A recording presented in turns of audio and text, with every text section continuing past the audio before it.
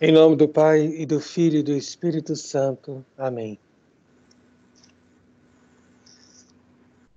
Queridos irmãos, queridas irmãs, nós estamos celebrando nesta Semana da Paixão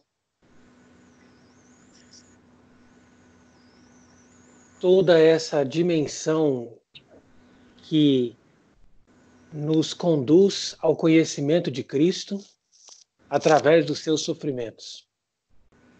Então a Igreja nos apresenta, através das meditações, das leituras que nós estamos lendo durante essa semana, uma face muitas vezes escondida da pessoa humana de Jesus Cristo, o Filho de Deus. Então é interessante nós analisarmos aqui cada dimensão, né, de uma forma mais profunda dessa revelação que Nosso Senhor nos dá, principalmente através do Evangelho de São João. E nós vamos, durante essa semana, caminhando por chegarmos ao conhecimento de Nosso Senhor. Uma primeira pergunta que poderia surgir seria essa: por que nós falamos de tempo da paixão, né? Uma vez que nós já não vemos Cristo propriamente na sua paixão, mas Cristo no seu desenrolar dos fatos para chegar ao processo da sua paixão em Jerusalém, da sua morte. Então isso é interessante analisarmos aqui duas teologias, né? Dentro da teologia moderna, não se fala mais em tempo da paixão. Porque, infelizmente, aqui eu não falo nem do Vaticano II, mas eu digo desde o tempo da Revolução, porque a Revolução foi propriamente o ponto inicial da apostasia, né, dos países que ainda eram católicos, depois do protestantismo. Então, desde a época da Revolução, houve uma forma de pacto que o mundo revolucionário fez com a Igreja. E dentro deste pacto foi decidido o seguinte: vocês podem falar da religião de vocês, mas, por favor, evitem falar de Cristo, ou seja, dele mesmo. Porque a revolução não suporta ouvir falar de Cristo como alguém que é procurado por ele mesmo. Quando vocês falarem de Cristo, vocês têm que falar dele como um mestre que ensina, um rabino, né, alguém que ensina as pessoas a viverem. E se você entrar nessa lógica, você vai perceber que a partir, então, do tempo que deu início a essa mentalidade revolucionária, deu-se um destaque para a doutrina moral. E, consequentemente, foi se deixando de lado todo o foco na pessoa de Cristo, ou seja, da pessoa dele mesmo. Tudo aquilo que podia nos levar ao conhecimento dele mesmo, ao conhecimento da sua fé, do seu amor, da sua atitude e, portanto, de todas as coisas que nos levam a desejá-lo. Então, por isso mesmo, hoje nós tiramos aqui essa passagem do Evangelho de João, capítulo 7, a partir do versículo 33, que vai nos mostrar como Cristo se revela ele mesmo. Então, essa passagem, como outras passagens dessa mesma natureza, são pouco valorizadas na liturgia moderna. E é por isso também que a liturgia moderna não apresenta mais esse tempo da paixão. Porque o tempo da paixão foca. É como se você colocasse todas as luzes, toda a atenção na pessoa de Cristo, na sua personalidade e também em todas as passagens da Escritura que focalizam a sua paixão e que provam que ele é o verdadeiro Messias, o verdadeiro Filho de Deus. Então, ao contrário disso, nós vamos dar atenção à Quaresma e nós vamos levar a Quaresma até a Sexta-feira Santa, para que as pessoas simplesmente pensem nos exemplos que Cristo deu e sejam exortados por doutrinas morais, que também são importantes, sem dúvida, mas não entrem no conhecimento propriamente teológico da pessoa de Cristo. E é por isso também que eles vão fazer questão de celebrar a Sexta-feira Santa com paramentos vermelhos, dando a conotação, inclusive existem várias orientações nesse sentido, para a liturgia moderna, dizendo que não se deve ter aquilo como uma celebração triste, mas como uma celebração gloriosa, em que Cristo assume a cruz, ele vence na cruz como um ato do passado. Então as pessoas vão celebrar, tendência de celebrar a Sexta-feira Santa como uma lembrança do seu sofrimento passado, do seu triunfo da cruz, podemos dizer. Então, em muitos lugares, a Sexta-feira Santa mais parece uma celebração de domingo de Páscoa. A piedade popular ainda guarda, muitas vezes, aquela antiga noção de uma verdadeira Sexta-feira Santa, fazendo, eventualmente, procissões do Cristo morto, coisas desse gênero, mostrando ali a verdadeira afeição das pessoas com a pessoa de Cristo, com a sua morte, com o seu sofrimento, com a meditação da sua cruz, daquilo que ele realmente sofreu. Mas, de fato, existe uma clara ruptura, não somente a partir da instituição da missa moderna, mas desde o começo do período revolucionário. E essa ruptura com a piedade católica antiga, com a piedade católica medieval, ela vai levar as pessoas a uma tendência de esquecer a pessoa de Cristo e focalizar naquilo que ele fez por nós. E tirar os exemplos e ver nele simplesmente um mestre para nos ensinar, uma vida moral mais perfeita. Entretanto,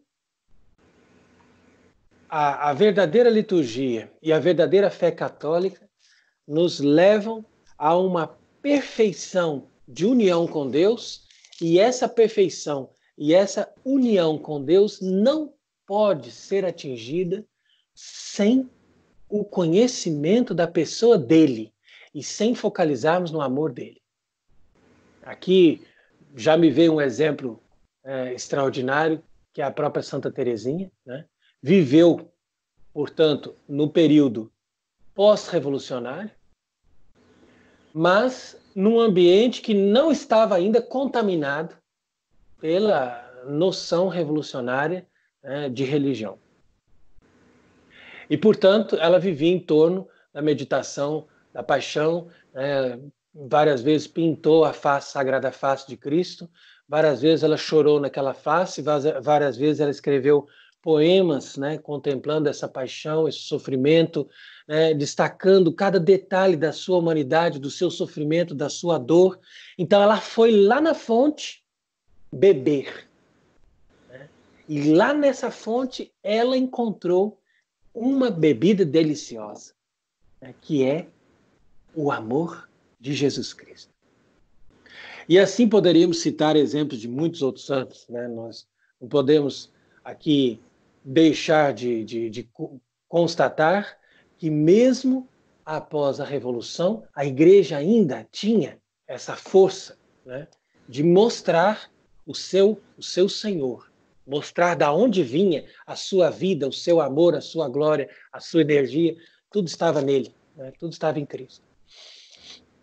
De tal maneira que os reformadores, entre aspas, das religiões protestantes, quando eles reclamavam né?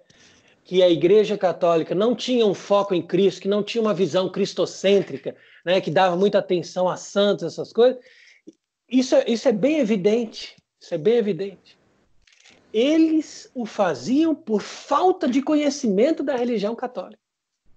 Aí que está. Né? Porque em muitos lugares, principalmente dentro dos ambientes paroquiais, né, dos ambientes assim mais populares, aquela religião, de fato, estava muito devocionalista, né? Devocionalista no sentido assim de se perder em coisas secundárias ou de pedir simplesmente a Deus ou de pedir aos santos uma proteção, uma graça, né? E pouco voltada para a atitude verdadeiramente mística, né, da fé. Então, aquela atitude mais profunda da religião que ainda atingiu, vamos dizer assim, os fins da Idade Média, já tinha entrado numa grande decadência. Então, os reformadores protestantes vieram reclamar justamente isso. Eles vieram reclamar aquele cristocentrismo que a igreja tinha perdido no decorrer dessas últimas instâncias da Idade Média, né? Que era justamente o resultado do crescimento das cidades, o resultado da busca do humanismo, o resultado da busca da vida terrena nela mesma, né? Que nunca foi totalmente ausente na religião, mas que estava cada vez mais valorizado. Então parecia uma contradição, porque os protestantes eram fruto desse mesmo movimento e buscavam uma religião que era contrária a esse movimento. E o que eles encontraram hoje? Qual que foi o resultado da religião protestante? Será que com isso eles se tornaram pessoas mais próximas de Cristo? Vem aí o questionamento. Será que eles são capazes mesmo de entrar nessa intimidade com Cristo como entrou uma Santa Teresinha? Aí vem o questionamento. Então, quer dizer, no final das contas, a conclusão é essa. Eles buscaram uma solução para a religião com pilares falsos, com bases falsas, né? Ou seja, buscaram Cristo colocando um pavimento humano. E num pavimento humano, você não chega a Cristo. Você se derrapa, você começa a formar crateras naquele pavimento, de tal maneira que o caminho se torna tão difícil que você volta de novo para o caminho do homem. Então, talvez não esteja tão claro esse pensamento, mas isso é uma introdução para nós percebermos a importância do tempo da paixão. O tempo da paixão não é devocionalismo, e a busca da devoção à humanidade de Cristo ou à paixão de Cristo não entra na lógica do devocionalismo, mas ela entra, sim, né, principalmente se ela é bem orientada, numa lógica de uma identificação com a pessoa de Cristo. Se você for analisar para a maioria dos protestantes, pelo menos que eu conheço hoje, Cristo é uma ideia. Cristo é simplesmente um ser celestial. Eles nunca fazem um aprofundamento da humanidade de Cristo, da paixão de Cristo, do conhecimento de Cristo. E isso é exatamente o contrário do que os reformadores, entre aspas, né, buscavam no início. Então você vê como é que parece até um castigo, né, que a pessoa sai levantando uma bandeira e acaba pior do que aquilo que ele contestou. Né? Acaba pior. Então é por isso que o movimento da Igreja Católica é sempre assim. Na Igreja nós encontramos todas as fontes, porque todas as fontes estão em Cristo. E Cristo abriu todas essas fontes na Igreja que saiu dele mesmo. Entretanto, se nós queremos reformar a Igreja, nós podemos fazer, mas buscando essas fontes que estão dentro da Igreja mesmo que elas estejam enterradas. Né? Isso foi mais ou menos o que fez Santa Bernadette quando Nossa Senhora mandou ela fazer lá em Lourdes uma fonte. Por que aquela fonte de Lourdes cura? né? O povo vai lá buscar cura. Talvez eles não estejam conscientes de qual é a razão daquela força de cura. Mas eu garanto que Nossa Senhora, quando mandou Santa Bernadette cavar ali no chão, fazer aquela lama no chão para encontrar essa fonte, ela queria mostrar o seguinte: ó, vocês não podem viver uma religião, né, como vocês estão encontrando hoje, porque cada vez eles estão mais e mais cobrindo as fontes da igreja de uma terra, de uma lama, né, de uma areia.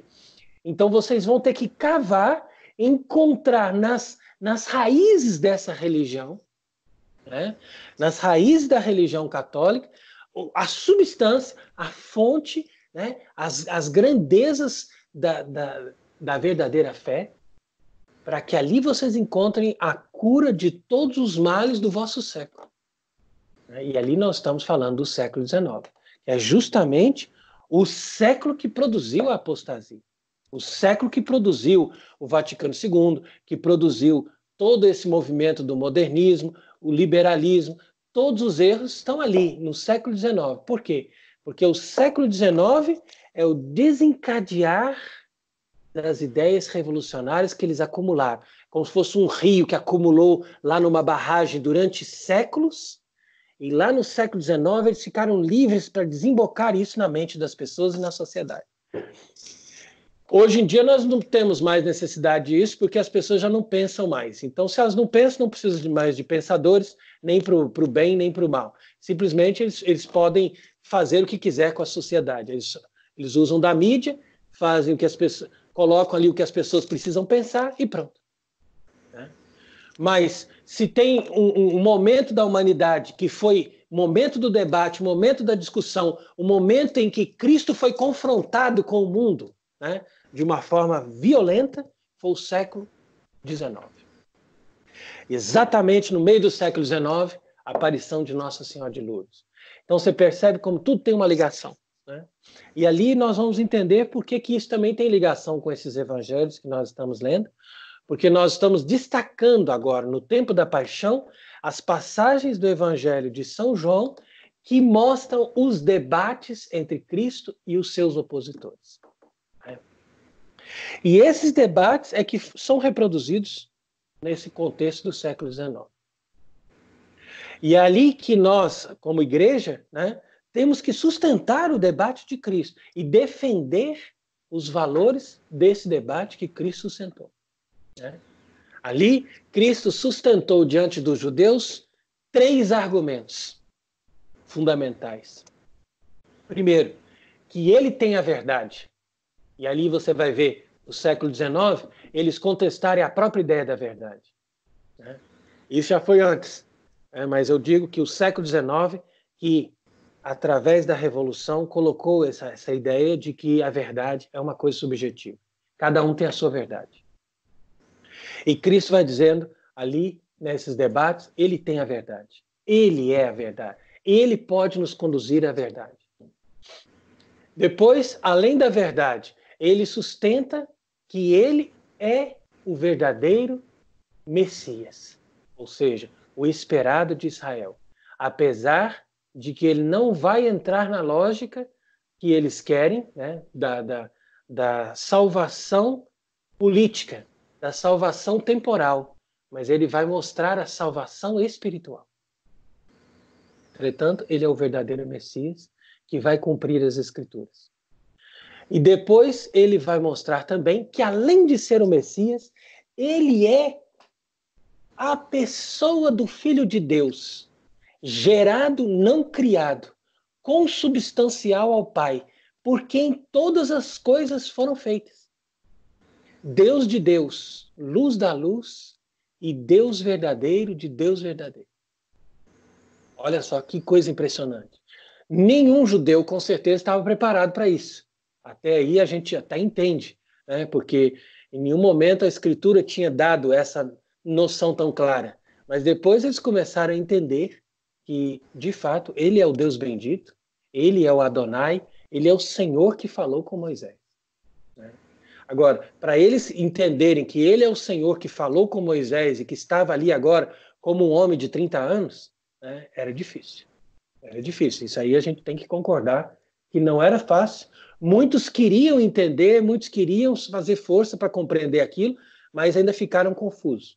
Eles só foram mesmo começar a aprofundar nisso e se converter em massa a partir de Pentecostes, né? Porque ali ele já tinha ressuscitado os mortos. Os apóstolos estavam na força do Espírito Santo, fazendo milagres extraordinários. Então aí as pessoas falaram, olha, ficou muito claro agora que ele realmente era Deus.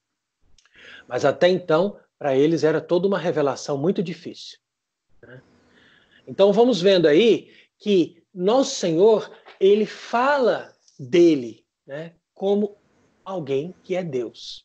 Ele não fala dele como alguém que é abaixo de Deus. Ele fala dele como alguém que é Deus igual ao Pai, que está submisso à autoridade do Pai, mas que é em natureza idêntico ao Pai. A mesma natureza que Deus Pai tem como Deus, ele tem como Filho, né? Então veja aí que isso é muito importante. E nós hoje em dia perdemos isso, né? Cada vez mais as pessoas estão se aproximando daquela doutrina que é pregada entre os testemunhos de Jeová, que não é outra coisa que o arianismo, senão o arianismo. O arianismo é a solução para os judeus aceitarem uma religião, né, que seja possível de conviver com eles. Ou seja, podemos falar nesse Jesus, mas vamos falar dele como o maior, como o mestre, como o profeta, mas não vamos falar dele como Deus. Por isso que os judeus criaram o arianismo, por isso que os judeus depois criaram o islamismo, por isso que os judeus também depois criaram as testemunhas de Jeová. Tudo é sempre o mesmo movimento. Colocar Jesus abaixo do Pai. Ele, olha, Deus Pai mesmo, só ele é Deus. Só ele é o Jeová, só ele é o Deus único, eterno né, universal, criador de todas as coisas. Jesus Cristo é o Filho que o Pai adotou. É um humano maravilhoso, perfeito, ou então é um anjo que se fez homem, qualquer coisa que seja abaixo do Pai. Mas ele não pode dizer que ele é igual ao Pai, né? Consubstancial ao Pai, que é gerado do Pai, que é Deus igual ao Pai. Isso ninguém aceita nessa lógica, né? Mas essa é a verdade. Essa é a verdade desde todo o sempre, né? Desde o primeiro instante da eternidade, ele existe como imagem de Deus Pai. E ele criou todas as coisas, né? Ele é o criador de todas as coisas. Por ele que todas as coisas foram feitas. E o Pai fez com ele, né, dando ordens para ele. Mas é ele, é no verbo que o Pai criou todas as coisas, né? E o Espírito Santo, procedente do Pai, junto com o Filho, né, forma a Trindade.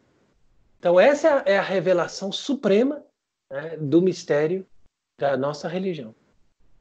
Então qualquer outra religião que não confessa a Trindade não pode ser considerada uma religião cristã. Já começa por aí. E se essa revelação da Trindade é aceita por uma religião, então eles têm que aceitar também que Cristo, como verdadeiro Deus e verdadeiro homem, estabeleceu os sacramentos, estabeleceu a participação da sua divindade através dos sacramentos na igreja que ele fundou. Então esses aí são os dois principais dogmas da fé. O dogma da Trindade e o dogma da igreja, né? Por isso que a gente diz, creio na igreja, una, santa, católica e apostólica. Agora vejam, aqui continuando, né, a citação que nós acabamos de proclamar aqui do Evangelho, Jesus dizia exatamente isso. Ainda mais um pouco de tempo e eu estou convosco, mas vou àquele que me enviou. Vós me desejareis e não me encontrareis. Aqui o termo é desejar e não procurar. Vós me desejareis e não me encontrareis. E onde eu estarei, vós não podeis vir.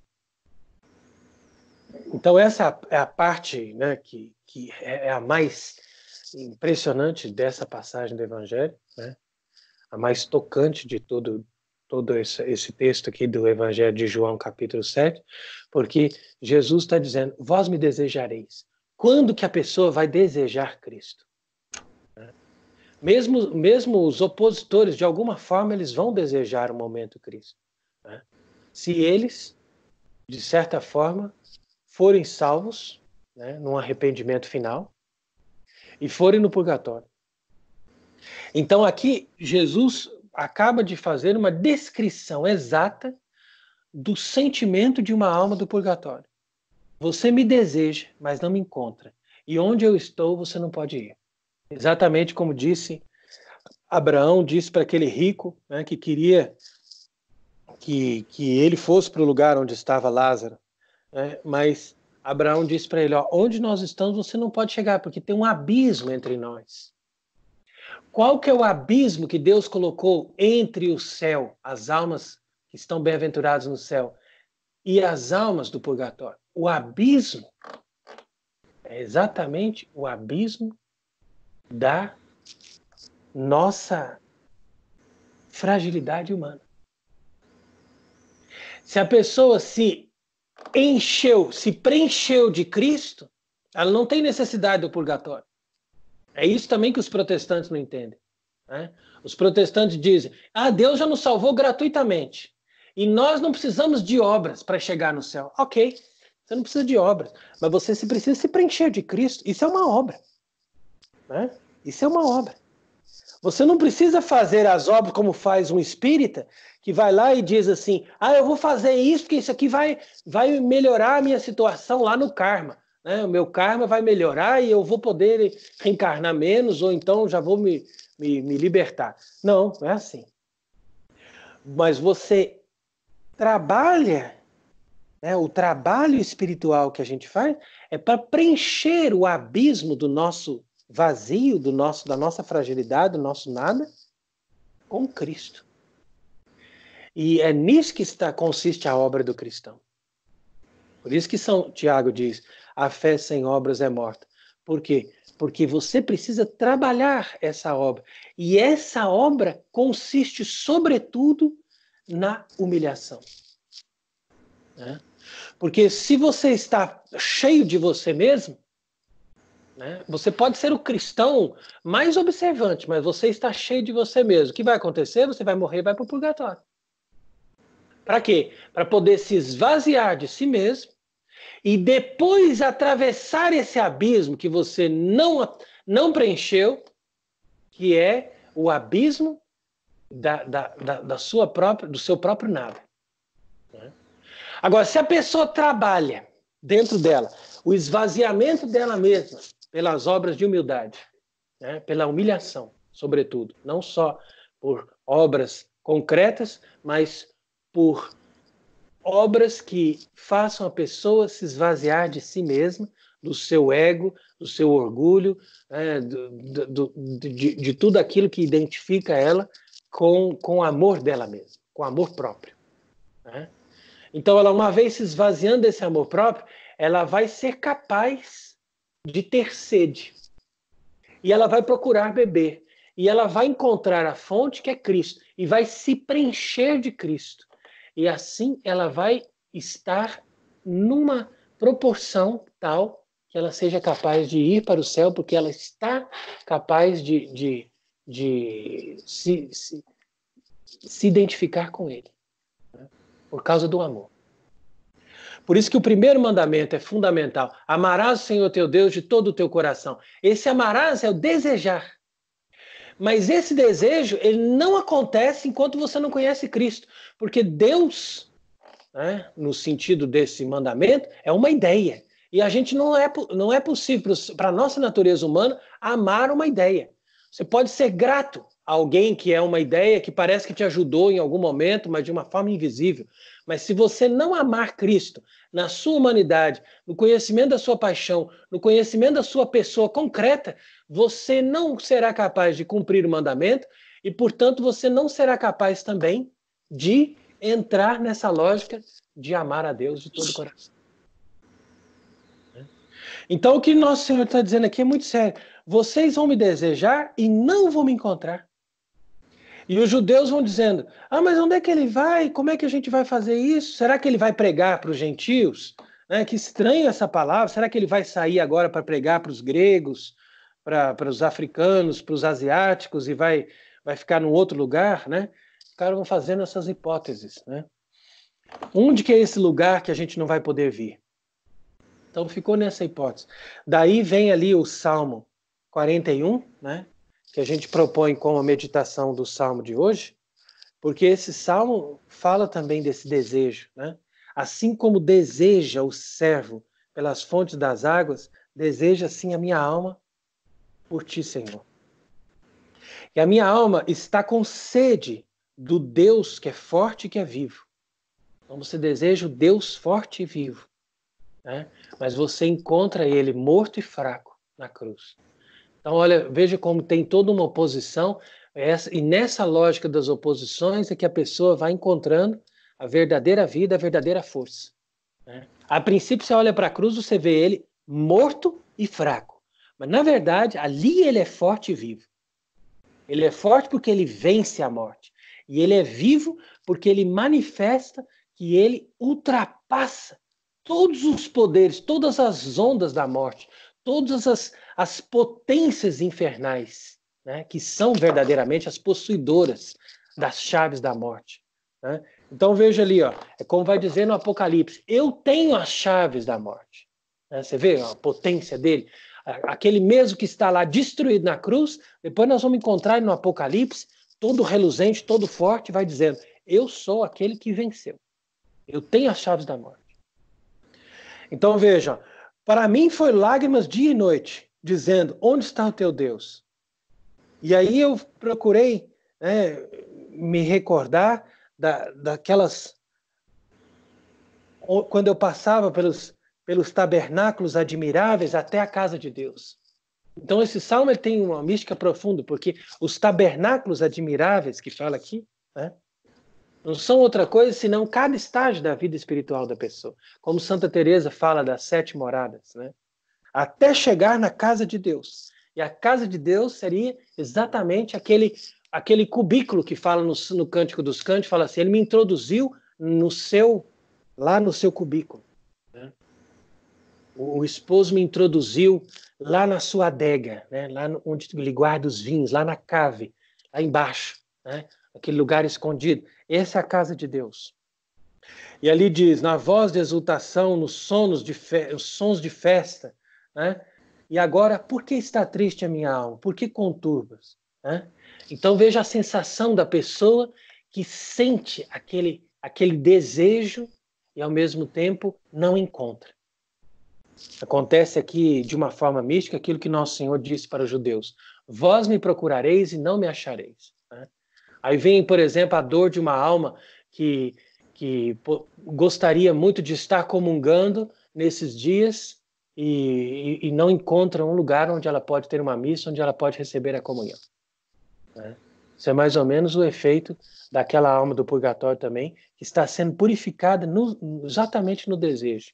Então, quando Deus quer que uma alma deseje mais a Ele, aí Ele se esconde para que aumente aquele desejo. E aquele desejo se torna verdadeiramente insuportável. É uma saudade, um desejo insuportável. Porque ela fica ferida de amor, né? Como a Madalena no dia da ressurreição. Então veja bem que interessante. A minha alma está conturbada e eu penso nas terras do Jordão, do Hermon e do Monte Módico. O Monte Módico é um monte pequeno.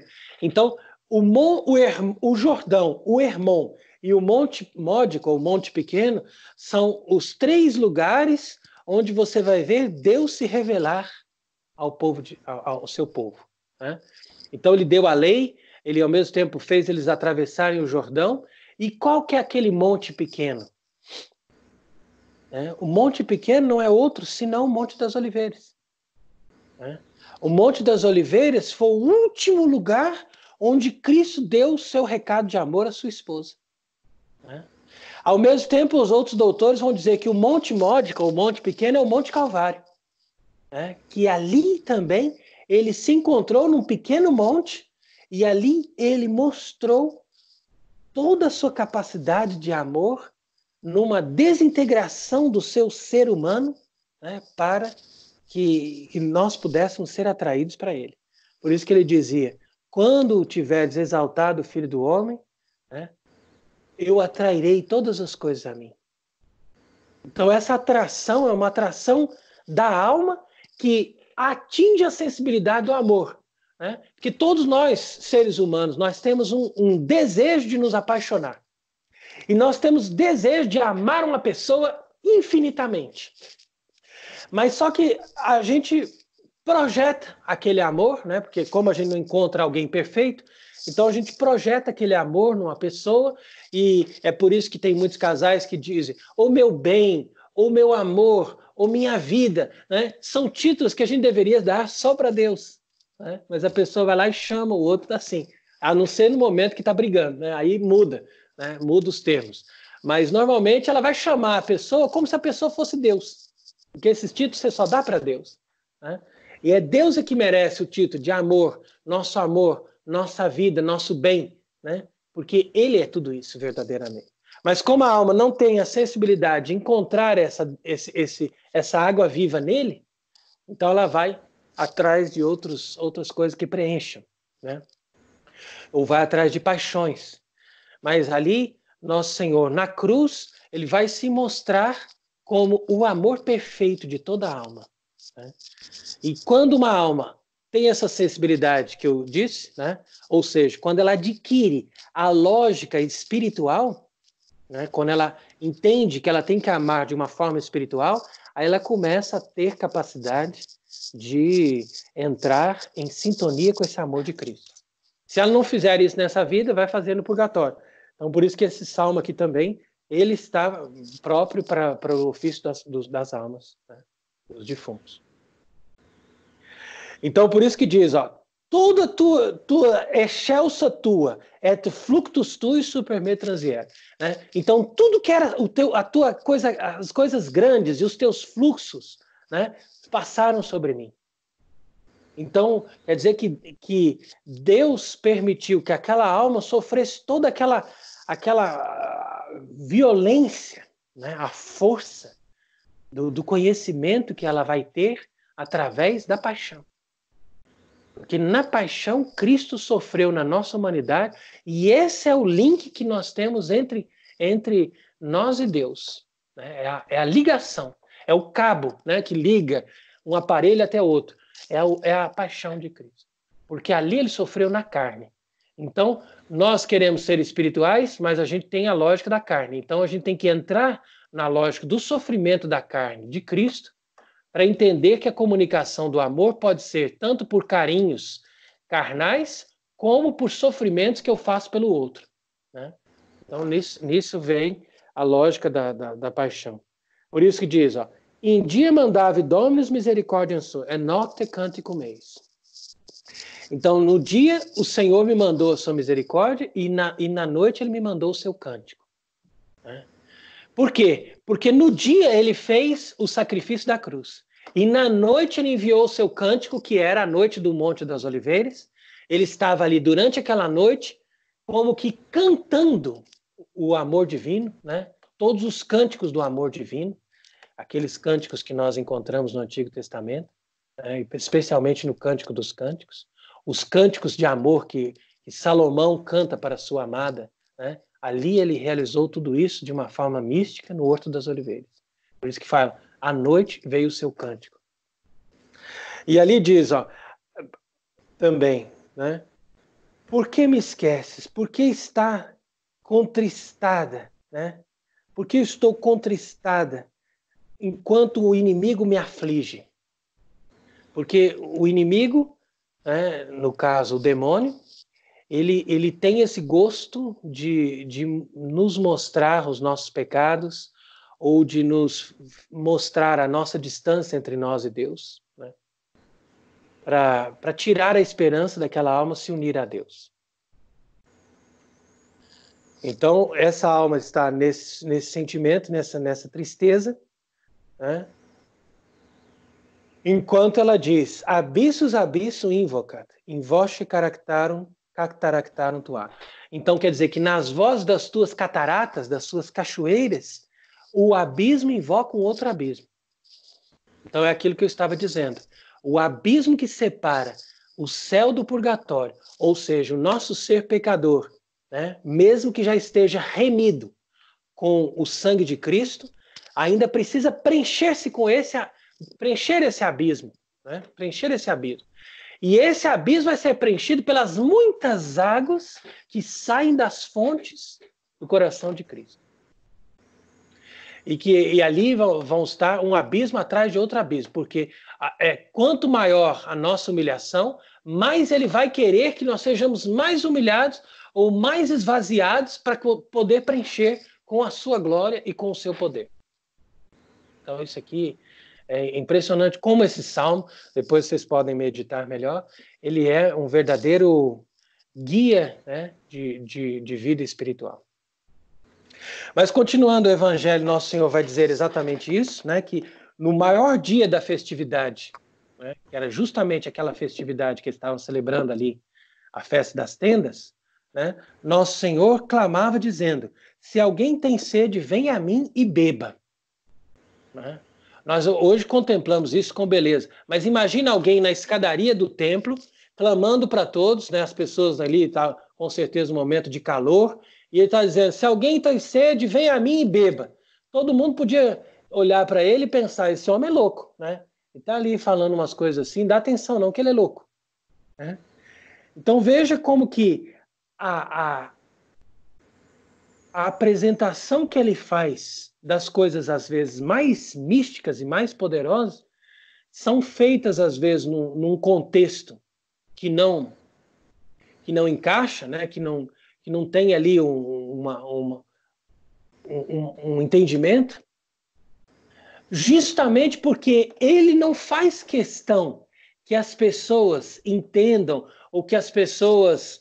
né, não faz questão de criar um clima, um ambiente para as pessoas acreditarem nele. Ele simplesmente faz questão que as pessoas escutem e façam um discernimento. Por isso que a gente tem que desenvolver a nossa capacidade de entendimento, ou seja, de escutar a palavra e aprofundar a palavra. Porque se as pessoas são rasas, elas jamais vão ser capazes de entender a profundidade de Deus. Né? Igual teve uma vez que eu celebrei uma missa, né? E era uma missa sem canto, num lugar assim simples, e não teve uma homilia, não teve um ambiente, uma luz, uma música de fundo, não tinha nada que atraísse aquelas pessoas.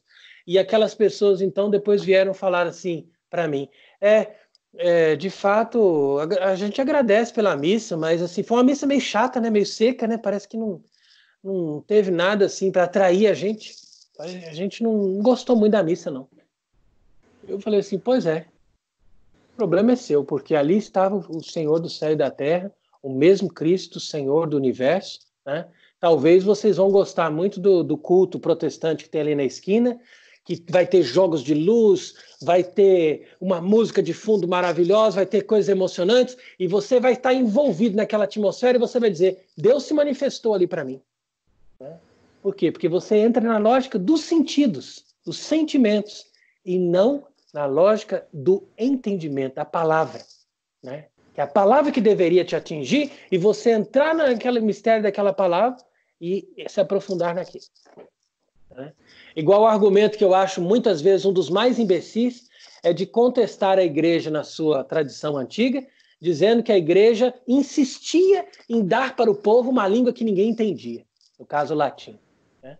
Agora, como que é uma língua que ninguém entendia se todas as línguas eram derivadas do latim? E a maioria das palavras em latim são praticamente idênticas às palavras de português, por exemplo. Então, quer dizer que não é uma questão que as pessoas não entendiam, é que as pessoas não faziam esforço para entender. E se as pessoas não faziam esforço para entender, Deus também não faz questão que elas entendam. Né? Aí que está o problema. É porque as pessoas não estavam colocando aquilo como uma coisa importante. Senão eles iam chegar em casa e falar assim, eu quero saber tudo que o padre disse na missa. Ah, tá bom, então vamos lá. Ó. Vamos procurar saber, vamos atrás, vamos pesquisar quais são os textos daquela liturgia de hoje. Vamos procurar aquele texto traduzido, vamos meditar em cima daquilo e vamos descobrir o que Deus quis dizer para nós. Né? Então quer dizer que o fato de você ter uma língua, que aquela língua ali, né, não é a língua popular, não significa que é uma coisa que é impossível de entender. significa que ela vai ser mais difícil. E quanto mais difícil, das duas, uma. Para aqueles que não têm desejo, aquilo vai se tornar enfadante, aquilo vai se tornar uma coisa insuportável. Agora, para aqueles que têm desejo, aquilo vai se tornar ainda mais desejável, porque está escondido, né? Porque aquilo ali está escondido, mas não está impossível de encontrar. Então é assim que nosso Senhor sempre agiu, né? Quando a pessoa não tinha desejo, ele fazia questão de fazer a coisa mais difícil. E quando a pessoa tinha um grande desejo, ele fazia questão de excitar o desejo, tornando aquilo mais escondido, mas não impossível. E é assim também a lógica de Deus até hoje, né? Então veja o que diz ali, ó. Como diz a Escritura, rios de água viva sairão do seu interior. Então veja aí que bonito, né? Que a pessoa, ela não somente ela vai ser preenchida de Cristo, mas ela vai também transbordar aqueles rios da graça de Cristo. E ali diz ali no comentário próprio São João, né, dizendo, estava falando daqueles que iam acreditar, porque o Espírito Santo ainda não tinha sido dado, porque Jesus não tinha sido glorificado. Então, São João faz questão de ligar essa palavra com aquele texto da cruz, João 19, que diz que saiu água do seu coração. Que a água, né, é a fonte da vida, é a fonte da graça. Isso cumpre as Escrituras. Então, não foi por acaso que saiu água também, não somente o sangue, mas também saiu água do coração de Cristo perfurado, porque aquela água ali mostra, né, a realidade desse mistério.